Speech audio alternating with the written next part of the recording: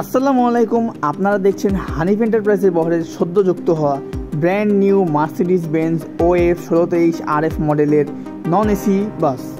অনেকেই ভাবছেন হয়তোবা এই বাসটা এনা ট্রান্সপোর্টের মার্সিডিজ বেঞ্জের মতো লাগছে। হ্যাঁ, সত্যি এটা এনা ট্রান্সপোর্টেরই হতে যাচ্ছিল, কিন্তু এভারব্রাইট মোটরস থেকেই এনা ট্রান্সপোর্ট এটি হানিফ এন্টারপ্রাইজের কাছে সেল করে দিয়েছে। এই বাসটাতে মোট ইউজ করা হয়েছে 40টি আসন। 40টি আসন হওয়ার পরেও এই বাসটিতে যথেষ্ট পরিমাণে লেগ স্পেস আছে। এর কারণ হচ্ছে এই জাতিসটি প্রায় 12 মিটার লম্বা।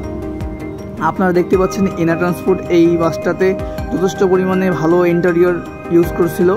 পরবর্তীতে এখন হানিফ এন্টারপ্রাইজের বহরে দেখা যাবে এই বাসগুলো। সিটের কাপড় হিসেবে ইউজ করা হয়েছে ভেলভেট কাপড়। ইন্টেরিয়রটা অনেকটা সিম্পলের মধ্যে রাখা হয়েছে।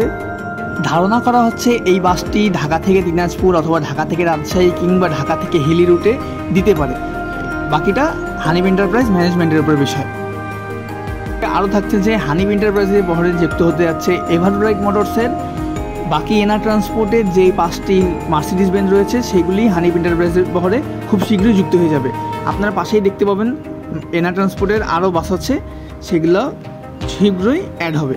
এখন যদি আমি আমার পার্সোনাল এক্সপিরিয়েন্স শেয়ার করি যে এই বাসটিতে হানিফ এন্টারপ্রাইজের অভি মোটরস বাদে এই তার যে লুকটা হয়, হানিফ এন্টারপ্রাইজের যে প্রকৃত লুকটা হয়, সেই লুক থেকে এটা বেশ বিভিন্ন। এই ব্যাক পোর্শনটা আমার তেমন একটা ভালো লাগেনি, মানে হানিফ এন্টারপ্রাইজের যেই স্টাইল বা রূপ বলি আমরা, সেই স্টাইলের সাথে মোটেও এটা যায় না। ফ্রন্টও তেমন একটা যায় না। আমরা চাচ্ছিলাম যে হানিফ এন্টারপ্রাইজ নিজের গ্যারেজ থেকে বানাক, কিন্তু এটা তো হচ্ছে এনা ট্রান্সপোর্টের অর্ডার করা ছিল, তাই হানিফ এন্টারপ্রাইজ এখান থেকে কিনে নিয়েছে। সো ভিডিওটা ভালো লাগলে আমার চ্যানেলে সাবস্ক্রাইব করতে পারেন, ভিডিও লাইক এবং কমেন্ট করতে পারেন, আপনার মতামত জানাতে পারেন। আমাদের ফেসবুক গ্রুপ ওয়ার্ল্ড অফ ট্রান্সপোর্টে জয়েন করতে পারেন।